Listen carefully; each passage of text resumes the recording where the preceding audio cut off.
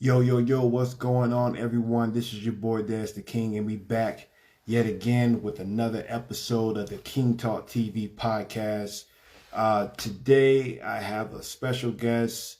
We have a Christian life coach coming on today by the name of Jeff, and we're going to talk about a number of things. We got life coach questions, political questions, and questions regarding masculinity. Masculinity, toxic masculinity is like a big thing in the world, big controversial topic in the world today. So we're going to talk about all these things and then some, and this should be a great conversation. So I look forward to getting him on. Once he comes on, we're going to get it started. But if you're watching this live on Instagram, please comment below where you're from, and so I can shout you out during the show. If you're watching this on YouTube, please consider giving this a like and subscribing. Comment your thoughts below, what you think about the conversation. And it's going to be great. We're waiting on him right now to get on. And once he gets on, we're going to get this show on the Good road. Jeff, man, how are you, morning. bro? Good, I man. appreciate you Doing for taking well. time out your day to join me. I was Absolutely. just before Absolutely. you came on. I was talking about my pastor talked about was talking about sex today, sex and pornography. Mm-hmm. And one thing that came Mm-hmm. across my mind while he was talking was that when you think about all the great men in history, you think about King Solomon, you think about Napoleon, you think about Alexander the Great. These were rich, powerful rulers of their time. I'm sure that the normal teenagers today probably seen thousands and thousands more women than they have combined in their lifetime. You know, and it's really, really sad. And I Mm-hmm. was just stating that it it it's sad because it's desensitizing sex to these young men and women Mm-hmm. in the world today, and it's become like going to the store or going to get something, some fast food. Like sex is like fast food now. You know what are your thoughts Yeah. on that, Jeff? Yeah. That's a great point.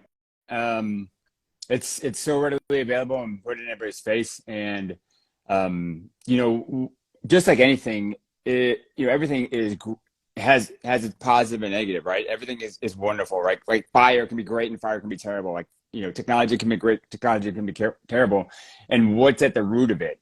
What behavior is it trying to drive people to? And is it this lustful of the flesh situation, and to distract and pull people away, or is it something that is beautiful and magnificent, and used as the gift it is? And it's just like everything, it's either being utilized as a fruit of the spirit, or that of the enemy, and it can be used either way. And it's like, who's on the other end of Right, of it. man, right. And I really just feel for, the kids, and especially in schools. It's being really, really pushed. Not just, the homosexual community trying to push that. It's just sex in general, just really, really Hmm. being pushed out there. And it's just a big Hmm. perversion in our community.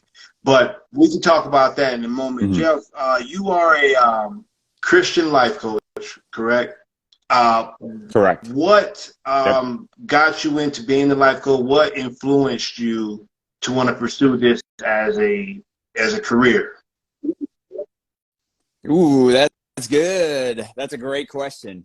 Um, I'd gotten to the point, I think, like so many people in life, where, it's like, hey, go to school, get a good job, get a good education, find a girl, marry her, get a house, and settle down, and then, plow away at the job. And 40 years later, hopefully you can retire, and then enjoy life. Right. And so I was just following that model, and I understand, like, where that came from, a place of safety and security, like, hey, we want a good, safe, life. And that's noble. And for me, it was after the third time of like burning out doing the same job. And I was good. I can work hard. I'm from like the Midwest, blue collar town. So I'm like, I can grind. But I'm just sitting there, and like everything was falling apart. I'm looking back, and I had this like 5-bedroom house, a nice suburb of a city. And I'm just like, man, this is a facade. And, on the inside, it's just disaster and chaos. And like, I'm just not enjoying anything. And I had known a point in my life in college where I was like, man, it was great. We were busting our butts to do better, to do great things and to improve the organization that we were part of. And I was having a blast. And I'm like, this is not what I remember, enjoyment and fulfillment feeling like. And then I started to ask that question, what is fulfillment? And that's a big question for everybody. I think at some point in time, you have to, you get to the point where like, what am I doing here? What's my purpose? Right. And I feel like, sex and alcohol and all the things that get splashed around on TV, are almost a distraction in so many ways. And so it's that there's a great Mark Twain quote that says, the two greatest days of a person's life are the day they're born and the day they find out why.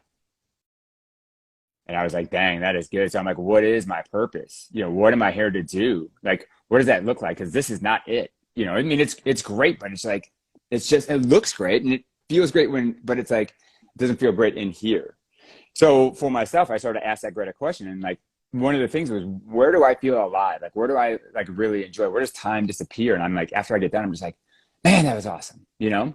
And so for me, I started to lean in and just be vulnerable with people, like go first and on topics that I enjoyed. So, whether it was health and fitness or it was relationships. I remember being in the gym talking to a guy and he was like, oh, how's it going? I'm like, oh, pretty good. And I'm like, but you know what, man, my wife is just really, having a hard time. Or, last night we were getting a fight and he's like, oh man, he's like, yeah. He's like, you know what?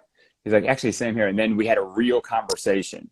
We had a real discussion. And afterwards he was like, wow, that really helped me out. He was thinking, I'm like, that was amazing. And I'm like, how do I do more of that? And it's funny too, because then I look back and I'm like, I was always the guy for relationship challenges or personal issues. In our organization, in our fraternity, we had 100 dudes, who had life just happening. And like, I was a guy that people would come to kind of like help unpack things or break a fight up, right? Be a peacekeeper and like sort things out with everybody.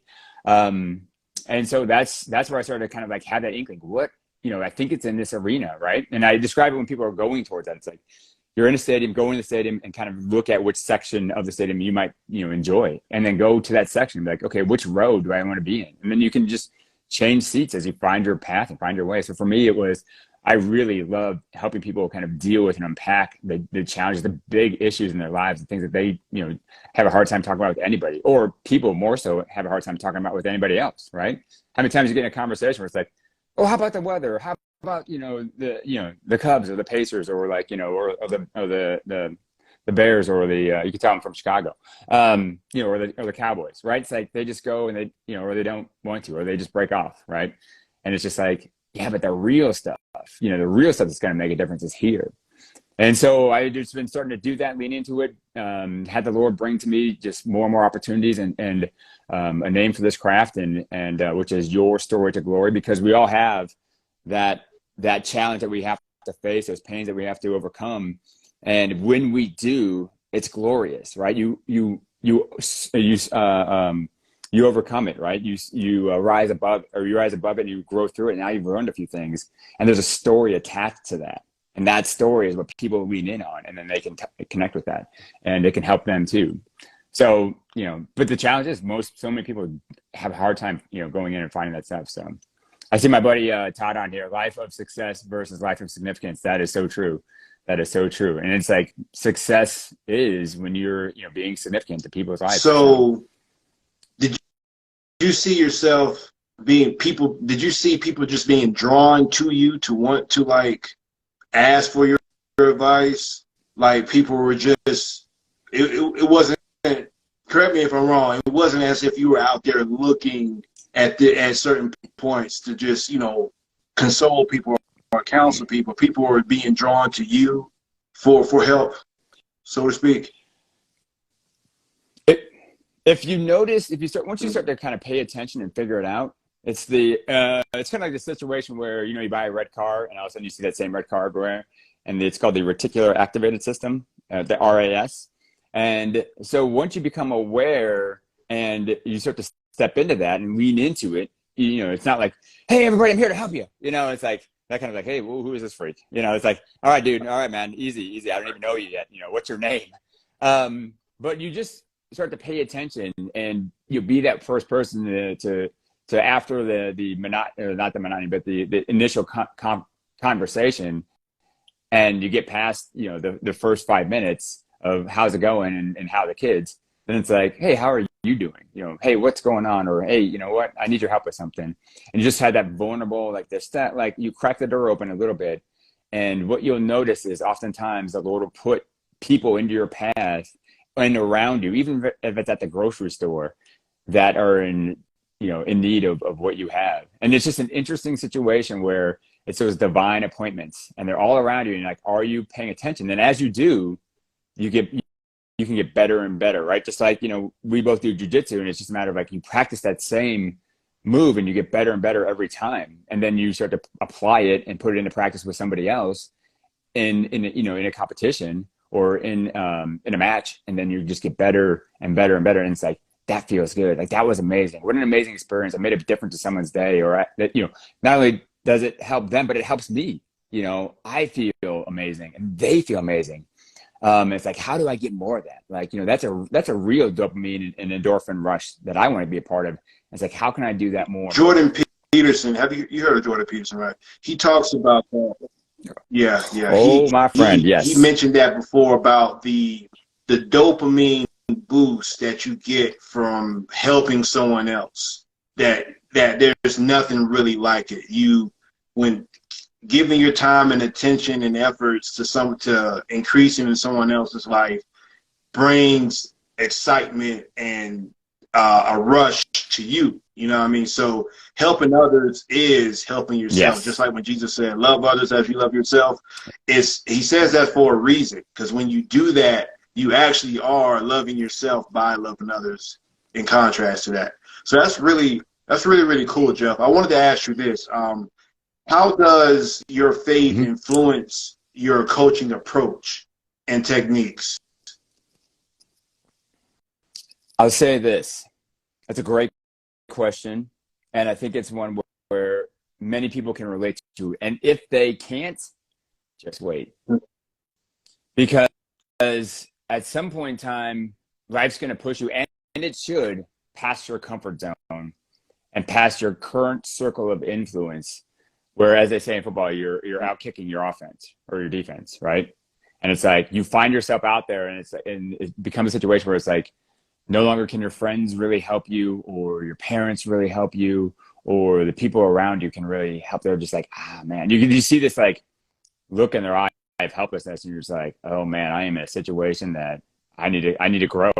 And so, with that said, I was in a difficult situation in life where had a very challenging job in the corporate world, and we had sold our house. This was 5 years ago. Sold our house. We were living in a rental in a townhouse. My wife and I were not in a good place. We're actually sleeping in separate rooms. We had 3 small kids, so that's chaos. And it's just like everyone was just like, I don't know how to help you, dude. I don't know what to do, with your situation. And so I got to the point where it's like I didn't have anybody else to rely on. There was nowhere else to turn. I had nowhere else to go. And so it was just, the word was the only thing that I was holding on to. And it was like, I'm like, just me and you, dude, me and you, Jesus, man, what is this, bro? Like, I got nothing else. And I'm holding on by just a thread, tie a knot, right? And just hold on. And it's like, you would just pray like, man, help me, just something for today, or give me an answer.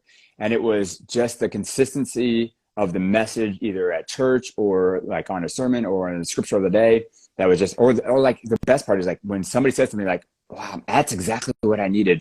And just enough right food, enough manna to get you through that day, through that season, and to grow you in that time to get through the storm, through the valley, to the other side. And so that's where it was life's hardest challenge, where everything was broken, that I had nothing, and I had gone outside. I was beyond my current circle of help and ability to. It was like I only had him, and then of course, as you do, he starts to bring new people into your life that can help you through that. And just like you said too, as well, you can start to help others. And that was the other thing too. I noticed that I could help others in that same journey. So yeah, absolutely. That's where I think it's when life brings you to your knees and you know, nobody else is around, is when you get two choices. You're either gonna, you know, be taken down, or you're gonna be like, okay, show up. I've heard about you. Show up and help me out. Just do something. Prove to me that you're true, and he will show up. And it's like, and it's, I've heard time enough stories where my faith has been filled up and strengthened, where it's like, if you're in that situation right now, whoever's out there, if you're in that situation and you don't know where else to turn up and you get bold and just, you can scream out and he will hear you and he will come and rescue you, give you a solution or a hope just to keep going. And then the other thing is keep leaning into him. One thing that I love about God is that the word says that he won't put more on you than you can bear. You know what I mean? So it's like all what you went through, all what you're going through is something that he knows you can handle in him. And that comforts me. And I'm thinking that throughout your situation, he was just thinking, like, I know Jeff can do this. I know he's going to reach out to me, and then I'm going to see him through. And he used your situation to build your career path now, which is what he does really with everybody. You know what I mean? So it's a beautiful thing. I have something else for you, Jeff. Yes, sir. As you know, we live in a sensitive world where it's hard to say certain things without someone getting upset or someone trying to cancel you. I don't know the type of clients that you interact with daily, but how do you approach coaching on sensitive topics such as relationships, sexuality, from a Christian perspective? Yeah, absolutely. And one point before we leave, because there's a great aspect, and you mentioned Job, and you mentioned like when we get tested, and he will help us pass the test, and he will not give you more than you can handle. And it's amazing, right? David Goggins, such a strong, inspirational man, right? Says we're only operating at 40% of what our capacity is. And so it's kind of like, whoa, really? Because I mean, like, you're an athlete, I'm an athlete, right? It's like, man, I crush myself, and I'm just like, and you can do more. And there's times where I've had Goggins in my ear, and I'm like, I can't, man, I'm at like mile 3, and he's like, I'm at mile 80, and it's like, I can do more. I can do more. And I'll say this: what I loved was, and I showed this on my Instagram page, so if people want to see it, Jordan Peterson, because you think about that with Job, right? They're like, man, that is vicious, right? How do you as a loving God be like, okay, devil, go ahead? And it's like, what, really, bro? Like, seriously? You're going to send him after me? Like, what is that? It's like, and as just a person on the outside, even myself, I'm like, as a Christian that's been in the game for a while, it's just like, man, like that does not make me feel good. And Jordan Peterson impacted amazingly, and he's doing an Exodus series on Daily Wire Plus. So if you guys want to just absorb some of the greatest wisdom, pay the $8 a month or the $10 a month and go listen to this Exodus series. It is worth its weight in gold. Like $10 is the greatest discount ever.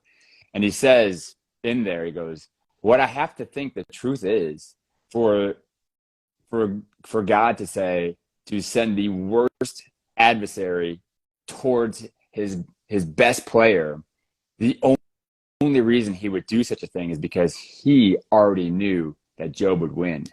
And it's like, whoa, like if he already knows you're gonna win, like that's a little bit that's like a confidence. That is something you can hold on to. You can be like, okay, all right, I'm gonna keep going. It's hope. And it's like, Lord, you would not allow this if you didn't know that I could win, right? You didn't know. And here's the aspect. He goes, the Lord knew that Job would win, but did Job know? And it wasn't until Job actually did it would he have that confirmation. Like, how many times as you as a coach where you coach students in jiu-jitsu, you're like, I know there's more in you. And you put them and you just allow them to suffer, right? When you're like anybody that's on a bench, right? Do you just pull that weight off when they're starting to struggle, or do you allow them to suffer and just get stronger, right? You're not going to let it fall and like back on them, right? Because then you would fail as a coach. And this is the Lord. They're all powerful. He wants you to win, and he wants to show you how great you really Beautiful, are. man. Beautiful. That's it. That's it. And That's good. It's been great talking to you, buddy. That was awesome. We can end it right there, man. Yeah. That right there should be food for everyone who watches this. Yeah, man, Jeff, and that encourages me. That encourages me even right now, because we're all going through something. There's always something, but like you just said, man, God is going to allow it to happen because He already knows you're going to make it through. He already knows. He knows the beginning from the end. You know what I mean? So He knows the end from the beginning. He knows the end from the beginning. So it's a beautiful thing, man. It's a beautiful thing. Yeah, it is. It is written. It is already written, and we just need to remind ourselves, right? Just the same way, my man Todd's on here, Saved by Grace. We lean into in one of our ministries together. We lean into Matthew 4:1-11, where Jesus defeats the devil with the word, reminding the devil that it was already written and how it was written, right? Exactly, because the devil tries to twist it, and then you already lost. I've toyed with you for 3 times now. 3 strikes, you're out. You already lose, dude. You're a loser. Get out of here. You're not for me. You're against me. You're already a loser. And the devil flew. And he's like, okay, fine. And he reminded you, mind that sin, you mind the devil, you mind those things that get you, that they already lost, that you're already the winner, you're already the victor, and they will flee. And then you pass the test, and then you get the reward, right? Then you went on to change the world. It was like, all right. And then it was like, you have to pass the test first. But you were saying there's stuff going on for you that helps you. What's going on? Well, just just life in general, man. Don't want to get too off topic, but we can talk about it now. My mother actually suffered from a brain tumor a couple of years ago, and it was a benign tumor, thank God. But if we wouldn't have got to her in time, who knows what would have happened. But after that, she's fine, but her memories her short-term memories kind of messed up. Well, it is messed up. And her cognitive abilities are all out of whack, and I started to think about the future. Jesus said, don't worry about tomorrow because the evil today is sufficient. But sometimes I can't help but ponder about the future. And it's not that I'm worrying about it, but I just think about it. And if she's having these memory issues as bad as they are now, what is it going to look like 10, 20 years down the road, when we're obviously going to get older and things just naturally break down, So that's just one thing that I think about, and it's tough now, but I think about, like, I'm reiterating myself, I think about how much tougher it could be in the future, So that's just one thing, yeah. So is today a gift then? Because if it could get worse, then let's enjoy today as much as possible, right? Let's enjoy who she is now as much as possible. Absolutely right. I took her to church with me today, and we enjoyed that together. But you're right, man. And what you're saying is piggybacking off what Jesus said. Just worry about today. Ponder in the moment. Think about the moment that you're in now. This is the day that I have made. Rejoice and be glad in it. So yeah, man, you're right. But that's hard to do, Jeff. That's hard to do. He said that we are not promised a life without suffering. When you look at it, is the suffering that you're going to endure, and Jordan Peterson focuses on this a lot, is the suffering that you're going to endure going to be purposeful, like for him, of him, or is it going to be a waste of time and effort and energy and not? So in the sense of, you like working out, right? You like going to do jiu-jitsu, right? Does that involve suffering? It is suffering. And it is suffering. Right. Is there a positive afterwards? Is there a growth? Yes. Is there like, hey, I'm glad, right? Yeah, right. And then you also know suffering that has no purpose, and that's just a waste. Yes. Yeah. So choose your suffering. And how do you choose? You look in here like, okay, bro, what do you say, man? What do you say? What does it say in here? It's like, these are the commands I've given you. you know, obey them, adhere to them, do them, because they are for you. They are for you, for my glory. And so when you're going through it, lean into me, praise me for the answer, for what I'm going to bring through you. And if you do, and if you stay, if you stay positive, at least going forward, and keep moving forward in my direction, and lean into me when you need to, right? Be strong when you need to be strong, but then seek rest and mourn when you need to mourn. And I will take care of you. I will watch over you. I will be your strong tower. I will be your shepherd, and I will hold you and carry you through these times. And then as well, like you mentioned, and whoever hangs around me, we call this championship language in a couple of groups of friends of mine. We want to make sure, because the words are a result of what's in our heart. And so if we can heal and clean it and renew our heart in him and use the words that are giving life, then our lives become better and the people around us become better, because they're the average of the people you're around. So with that said, you were saying it's hard not to worry, right? Well, what does he say about this day? You just said it. This is the day that the Lord has made. Rejoice and be glad. Exactly. Rejoice. Now, it doesn't mean be happy, right? It's just like, okay, man, I'm going to be here and be with you. I'm going to, put praise on and do my best to be joyful. Because I've had those days even recently where it's just like, man, it's like, I'm just moving through this. Like I'm suffering through a workout and doing the right things to get me back on the path. Like, let me put the things in place. And I know that I have hope. I know I have hope in my future. And this tough time, this challenge is going to make me better. And how can I use this for your good, right? Count it all joy, my brothers and sisters. James 1:2-4. That is fantastic. On those tough days, like, all right, bro, let me get into that. Let's go in here. What's this hard stuff right now? Like, help me through this right now. And it's being present, man. Or to know that there's a greater point in the future. Because remember, you said you found out that your mother had brain cancer, right? It was a benign brain tumor, but she could have died. Right, but exactly. And here's the good news. She went to church with you, right? She raised you up in the church? My late father. Now, my father actually passed away from brain cancer a few years ago. But he was a pastor of a church. Mm-hmm. So I grew up in church. Mm-hmm. Now, but that doesn't. Yeah. Now, when I say I grew up in church, doesn't mean I grew up a Christian. What? Whoa! Wait a second. I thought I'm talking to perfect Jesus here. Perfect life. Exactly, man. Definitely not perfect. I was just going to church mainly because I was made to go to church. And actually, there was a point in time when I got old enough, I went a while without going to church at all. You know what I mean? And and that's a whole story in and of itself. But to wrap it all around, God drew me back to him through circumstances, sort of like you. Well, actually, exactly like you. He uses situations that we put ourselves in, and he turns it around. He turns trash into gold. So that's what he did with my situation, and that's why I'm a certified believer now by his grace. So. Oh yeah. And just think about it now.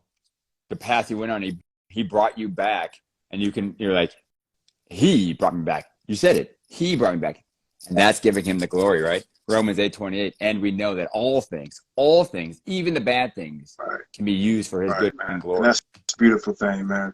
That's a beautiful thing. Tell me about how your spiritual journey, about your own spiritual journey and how it informs your coaching work. I know you kind of elaborated on it, but just speak about it a little more. Like, yeah. And this will well, that was my question. I just want to hear more about your journey and how it influences your coaching with your clients. Yeah, and so this will capture that previous question that we set aside as well. So I recently heard this, like, innately knew this, and recently heard this confirmation. But innately, the challenges that we face in life, we want a solution to, right? At some point in time, the pain's got to stop, right? Pain is one of the greatest change agents out there. And it's like, how long do you want to be sick and tired? Or when are you sick and tired of being sick and tired? When is the pain so great that you're like, okay, I am done with this. This is a waste of my time, right? And okay, I need a new way. I need a new solution. This is not working anymore, right? Things are falling apart. This does not seem to be a good path. And things are not working. And so when is that? And that's when that change comes. And then you're like, okay, I want a better way. I'm ready to choose a better way. And, you can read all the self-help books. I've read a bunch of them, to find your solutions. And what's interesting is they all come back down to the original book of wisdom and living the best quality of life, which is the Bible.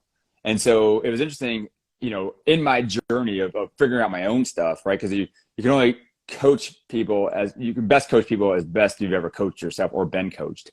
So for me, I would always go in and dig in, like, what's going on? It's got to be me. I got to figure this out. So, which most people, that's the scariest journey, right? So Luke going into the cave, right, to slay the dragon there and to save his father. So his father had the same generational sin that Luke was battling. So therefore, it was just coming back and like, finally, after going through all the other books, right? I mean, they spoke the language. It's what I got to, but it was like, it all comes back to here. It all comes back to the Bible. What's in the Bible? And this wisdom here is like, why not go to the original book, and start with there? And Jordan Peterson said it best recently. And this is a guy that has gone right into the darkness and has sought it out, right? He was like, I want to read the worst possible things that have ever been done in human history to figure out what was going on with the situation of the people, to figure out what was wrong and then what would have been the better solution, because evil has never overcome good. Darkness has never overcome the light. The light always won. So there's something there that's a hopeful factor. And so with that said, he said in his analysis, he goes, you can only fully heal with the truth. You can only fully heal and correct things with the truth. And when you correct it with the word of God, it is like the gold on the scar, right? Or on the break. And just think about it. Like when you break a bone and you set it right back together, when you set it correctly together, is it stronger or weaker when it heals? That's right. When you cut yourself and you heal it correctly, it's stronger or weaker? That's right. It's stronger. So the Lord gave you this perfect heart. He knitted you in the womb. He knew who you before you were born, put you in there, and then put you into a sinful world. And the world came at you, vicious, right? This is the devil's world, right? But he's already won. He's in control. And if he wasn't, you wouldn't be here. However, you've been beat up. You've been scarred. You've been hit. You've been traumatized. You've done some things. Things have been done to you. Do you need to still carry them? Do you need to still hold on to them? Do you need to still let them affect you? Do you need to still let that be your bleeding heart that just keeps ripping open because you haven't fully healed it? No, man. Like, let it go. He already died for your sins. Accept that forgiveness. You don't need to carry the weight. You don't need to carry the sin anymore. You can let it go. I say that, and I know it's not always easy. It can happen in an instant. It can't happen overnight. I've seen it. I've heard it. I know it. But it's often a process, and it's going back in. It's like, okay, I'm ready to heal this and figure out what's really going on. And like, let me understand, like, the fact that this person said I was never good enough, that I was never smart enough, that I was stupid, that I was unreliable, that I was a POS, right? And it's like, wait a second. It's like, what do other people say? Well, they say I'm great. They say I'm loving. They say I'm kind. They say I'm generous. And like, but that one person said it. Yeah. What does your father say? He says that I'm loved, that I'm loving, that I'm a treasure, that I am well able, and that he loves me. It's like, and then what do the other people say? They say the same thing. So do we need to keep listening to that narrative? Well, no. It's like, yeah, let's rewrite the narrative. Let's heal it with the gold. And my logo, this came to me. There's an ancient Chinese art called kintsugi. And so they break a pot, right? And they would heal it with, or they fix it with like gold or silver. It looks really cool then, right? Say, hey, what's going on with that pot? It looks amazing. Well, I don't have one of those. It's like, yeah, you can't get one of those.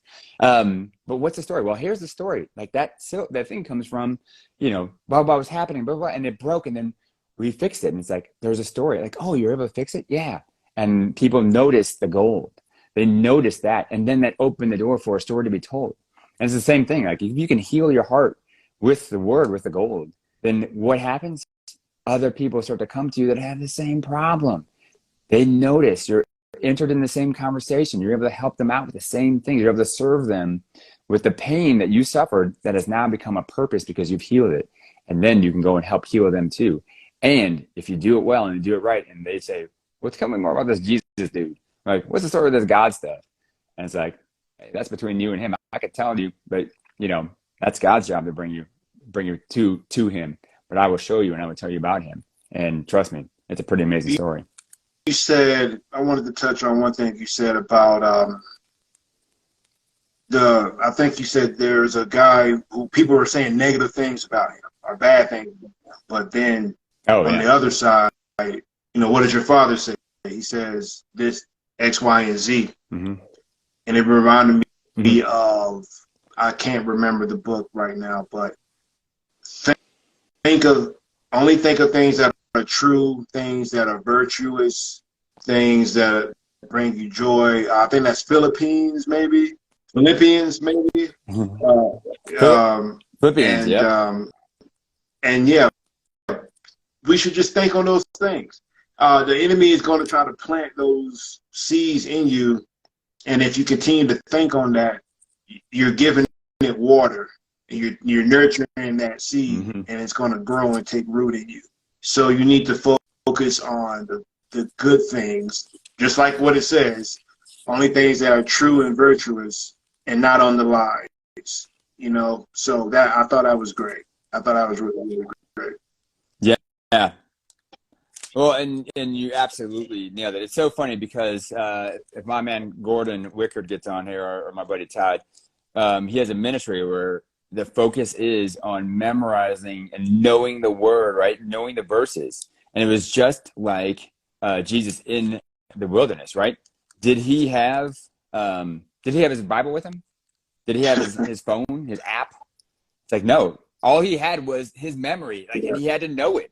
And it's convicting in a positive way, because the word is given to us to be used for correcting, for rebuking, for helping us become better and to know it, for us as well as humans to get better and to know it, and then to help each other through that, to refine them, mature them to be better. And so, yeah, you're absolutely right. I'm looking. Oh yeah, here we go. Finally, it's Philippians 4:8. If you want to follow along at home, somebody drop it in the chat. Finally, brothers and sisters, whatever is true, whatever is noble, whatever is right, whatever is pure, whatever is lovely, whatever is admirable, if anything is excellent and praiseworthy, think about such things. So have that, check yourself, check your awareness. What's going through the brain right now? And it's like, what are you repeating? What's ruminating? What's spinning in the hamster wheel? Is it these things? I know, I did not have these things on repeat in the brain. Man, it was spinning on all the fear, and fear is of the devil. It's false evidence appearing real, right? And it's false evidence appearing real. And if he's got you distracted. And when you're outside of those fruits of the Spirit, when you're outside of these things, you're in fearful items, he's distracting, he's holding you down, he's got you captive, and you're giving energy to him, focus to him. Where your focus goes, your energy flows where your focus goes. So now you're feeding his stuff versus wait, let me clean this out. Let me get some praise, some worship music on. What's my favorite song? Let me get in the word and start to replace these things, because I want to be faithful. I want to give energy to his word. I want his good things in my life. And it's a process, right? Just learning how to, learning how to get out of the guard, or learning how to put on a guillotine choke or whatever. You got to get that choke on the devil, tap him out, and now you're the victor. And it's like, okay, yeah, we want the good things. We want these good wisdoms in our lives. And this is a matter of time. It's such a battle, man. Every day is a battle. Mm-hmm. And jiu-jitsu is one thing that I am so happy that I got involved with, because there's so many real life lessons you get from it. One thing that I got from it, Jeff, and I want you to speak on it too, is that the approach when you first started jiu-jitsu as a white belt, you don't know anything. You're going in there and you're basically just a fish in an ocean full of sharks, and you get tapped out, you get mounted, you get muffled. I've been through it all. I cracked ribs, everything. And the difference is I kept showing up, and eventually, I'm a blue belt, almost a purple belt. I I've taken that approach and applied it to virtually everything else in life. Right now, I'm trying to learn how to be a computer programmer. And when I first started doing this, it was just like starting jujitsu. I don't know anything. And it's just an ocean of information that you have to soak up and just learn, just like jujitsu. But when you keep showing up, when you get tapped out, you get embarrassed, blah, blah, blah, but you keep coming back, you have no choice but to get better. So, Jeff, how did jujitsu help you? And okay, one more thing before I let you respond. I think God has a special heart for martial arts, particularly grappling. And this is the reason why I say that. He wrestled. It said that, who was it? Was it Isaac? Jacob? Jacob wrestled with God.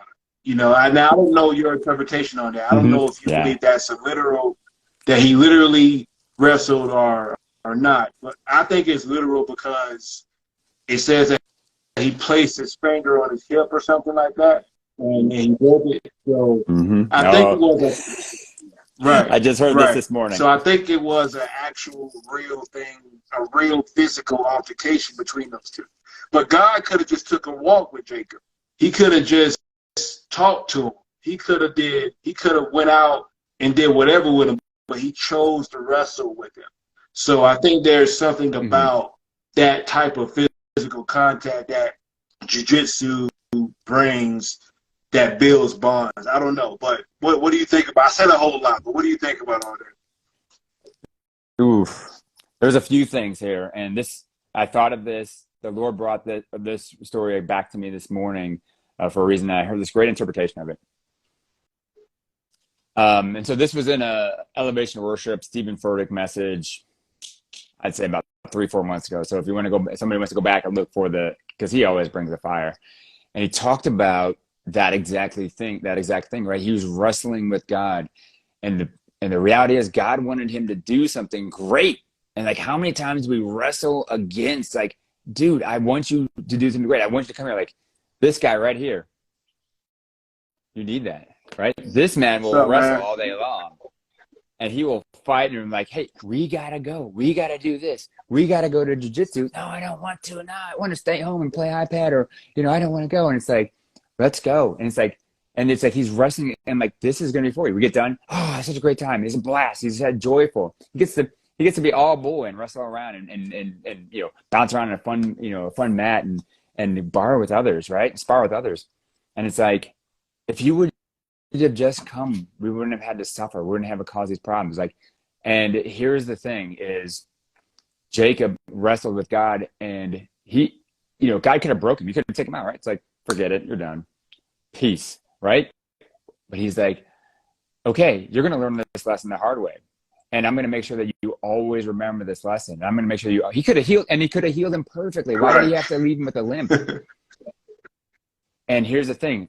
So then Jacob gets healed by the Lord, but not perfectly, which happens sometimes. I mean, he can heal you've heard the stories, right? He can heal perfectly, but this one was special for him.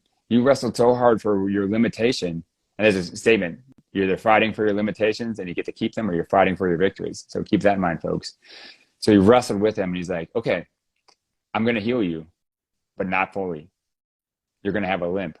And because what you associate with that alteration of you is going to be me. Every step you take, you're going to be reminded of me and my love for you, and to obey and listen, because I want the best for you. And not only that, oftentimes we're the only Bible most people will ever read. And every time somebody saw Jacob, they saw a man limping, but they saw a man of God. And he was noticeable amongst a crowd of normal walking people. Here's a guy limping. It's like, well, what's going on with him? And how many people that were not Christ followers came up to him like, do you need a hand? What's going on? Like, what happened? And he's like, oh, the Lord healed me. The Lord saved me. Your mother, she could be in heaven now, but she's here. She's got, an alteration.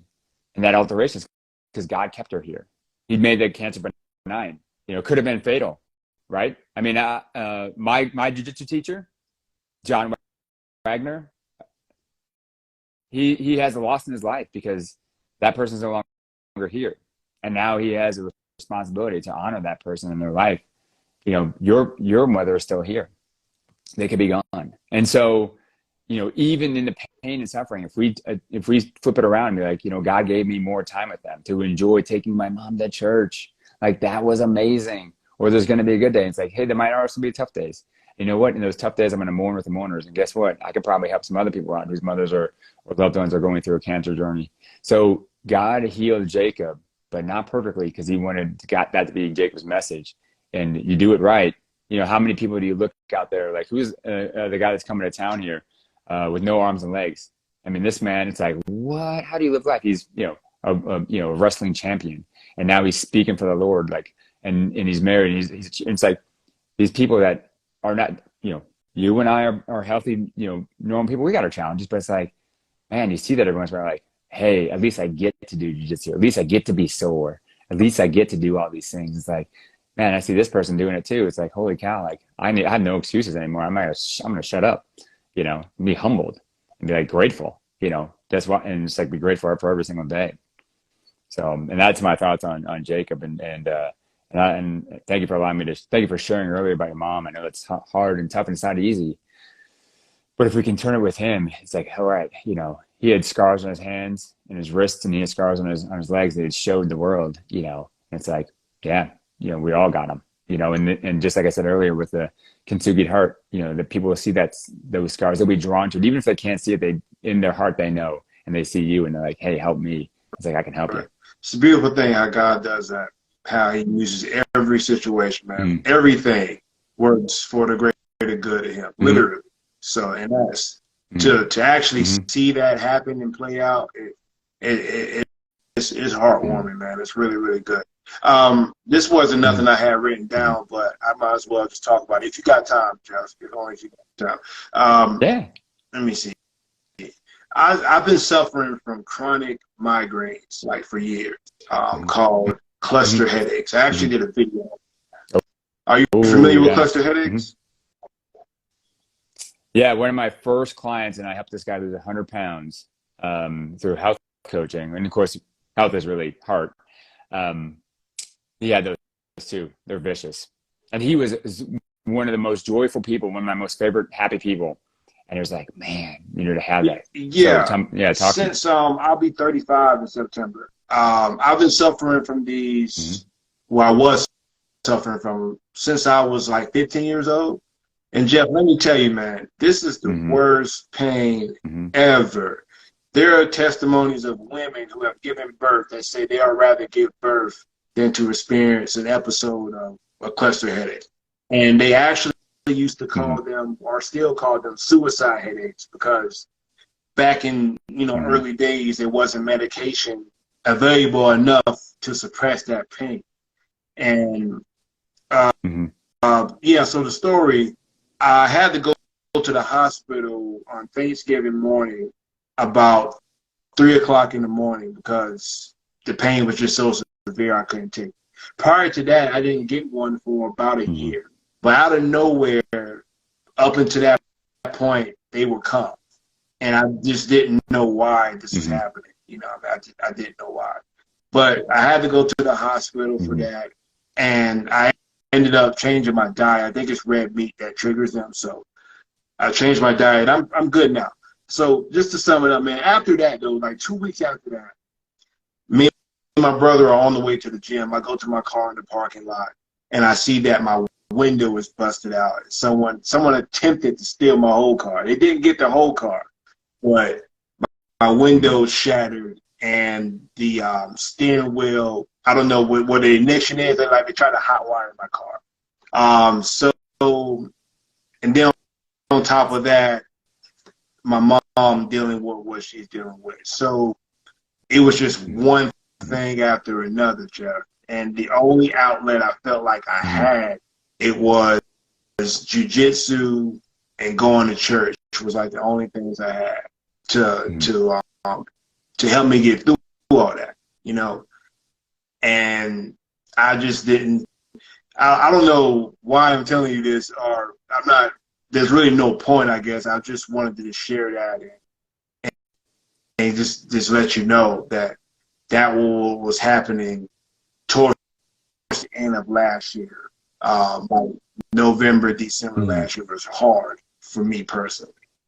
But going back to what you're saying earlier about, there's a purpose for this pain. There's a purpose, there's a reason. And I still don't really know the reason for all that right now, but I am praying more than I ever had in a while, ever since going through that. And and I always consider myself like a grateful person, but I'm more grateful. So maybe that's it. Maybe God wanted me to pray more and to be more grateful. I don't know, man. Yeah. And yeah. No, and there's more to it. There's purpose behind it. There's a promise in the pain. And how did you feel in that pain? Was it tough? Tough aren't the word. On a scale from 1 to 10, Jeff, and 10 being the worst, it was a 10. This is the worst pain, man. It's like the stabbing. It's like someone stabbing your eye. It's like someone stabbing and hitting your head with a hammer at the same time. And on top of that, I feel it makes me sick. Like I get sick to my stomach. I feel nauseous. So my stomach is hurting. My head is hurting. It's 3 o'clock in the morning. I have to go to work at 8 o'clock in the morning. It was just messed up, man. And even in the middle of all that, though, I thought about, every time I get real sick, I think about Joe. I think about this is the perfect, he was a perfect man, so to speak. But God still allowed all him to go through this. Jesus Christ was even better than him. And he still went to the cross and suffered way more brutally than I suffered. So even in the middle of all the pain that I was experiencing, and it was a lot of pain, Jeff, I still found some points in that to thank God for having mercy on me. Because as bad as I'm feeling pain now, it could still be worse. And it is worse for some other people. Right.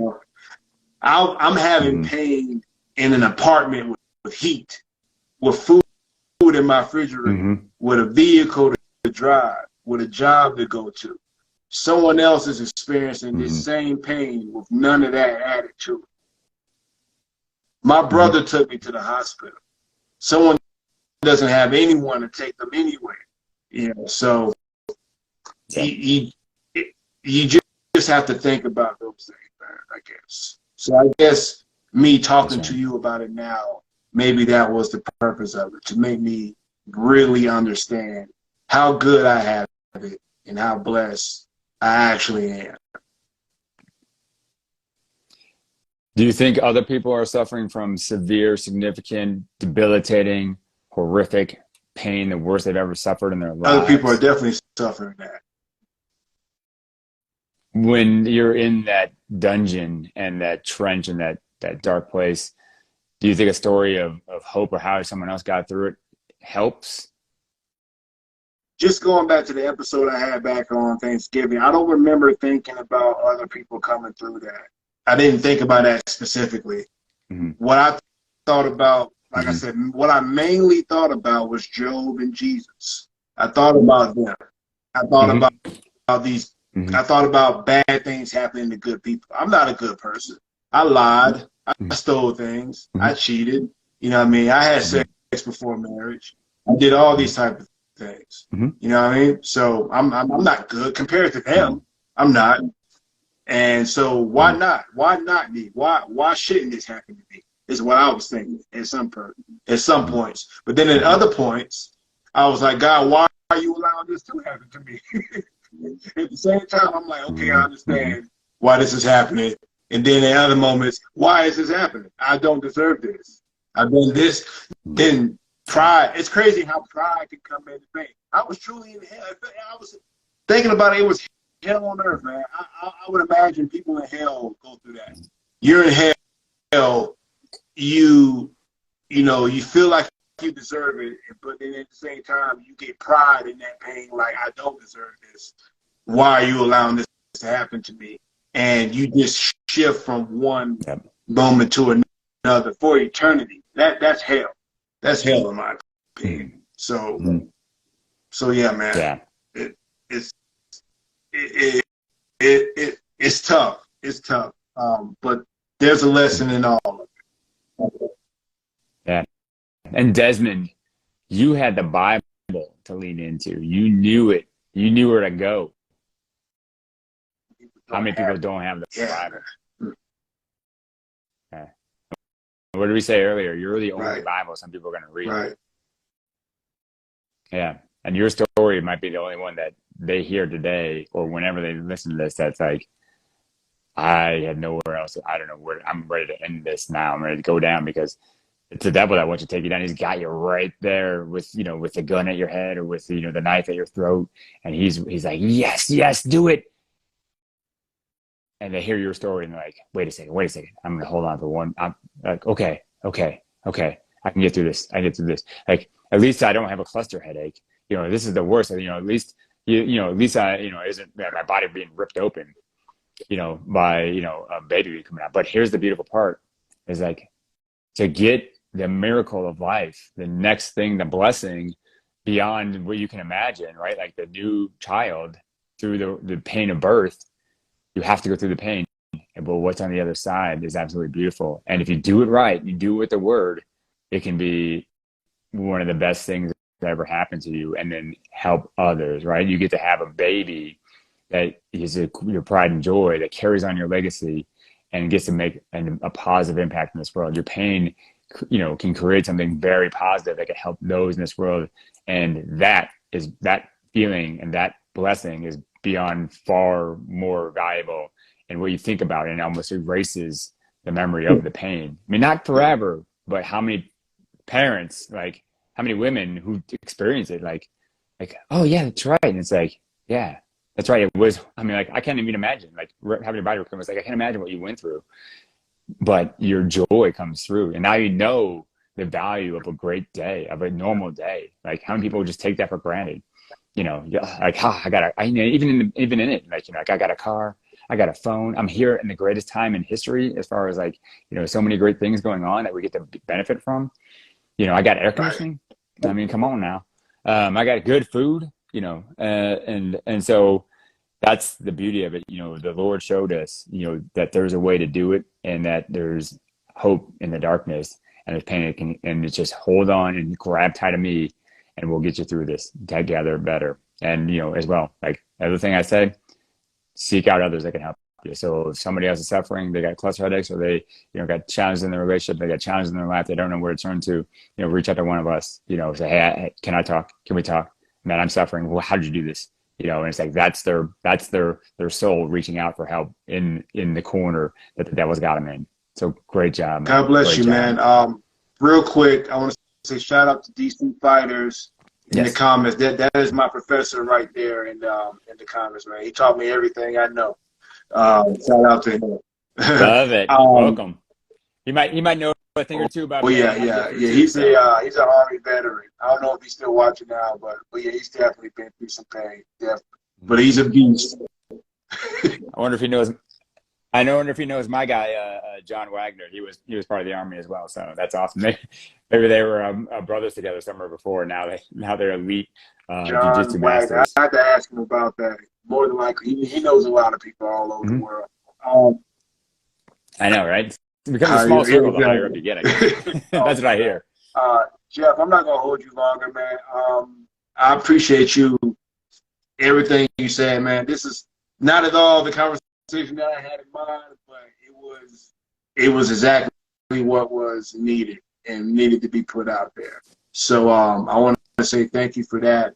But before we go, I did want to ask if you had any other question for me before we disconnect today. Man, you've answered some of the greatest questions. You've told your story. That's going to help so many other people, and let them know that they can come to you and, at least to be a guide on the way. on their journey, and that's going to be a complete blessing. So I just thank you. For me, I got to go, get downstairs with the lady. We're going to watch our Sunday afternoon sermon and just be there, continue the Sabbath day. And this has been a complete blessing, man. I just love when two people show up for the Lord and say, hey, use us. And then what happens and what unfolds and like the blessings that it gets to put out there. So I'm just so thankful for you for reaching out and for having this conversation, allowing this to happen, put it on a platform. And, we won't know the full extent, but it's going to be amazing when we get up there and be like, remember that interview you guys did? And it's like, yeah, and it's like, these are the people that helped. And it's like, whoa. Thank you. And before you go, man, shout out the name of your company, your Instagram, in case anyone wants to contact you. Yep. Yeah, absolutely. Anybody that's having a hard time or somebody that need help, let me know. I also do public speaking. So it's called Your Story to Glory. You can find me on Instagram at Jeff Shirrell. So on here, you can find my website, yourstorytoglory.com. If you are just having a tough time and want to talk, I have my initial session is free, just to see, hey, is this a good match? I'm gonna read the right people, or is like somebody else gonna be better for you? So reach out for that. And then if there's a public speaking or a message need for like your organization, your group, your company, your ministry, your church, let me know. Actually, just yesterday morning, I gave a great talk on the purpose of pain and how to get through it. So that's pretty powerful. And I'm gonna put that out there once I get the video. So, I could talk on a number of different topics, and it's just the gift that God has given me, and I enjoy doing it because I know that it has a purpose that's beyond what we know, and it's there to serve and free people from the clutches of the devil and sin that is just wreaking havoc on their lives. God bless you, Jeff. If you're watching this on YouTube, please consider giving me a like and subscribe and leave a comment below. Holler at my man, Jeff. Jeff, you have a great, wonderful rest of your Sunday, man. I appreciate you, bro. God bless you, man. Peace out.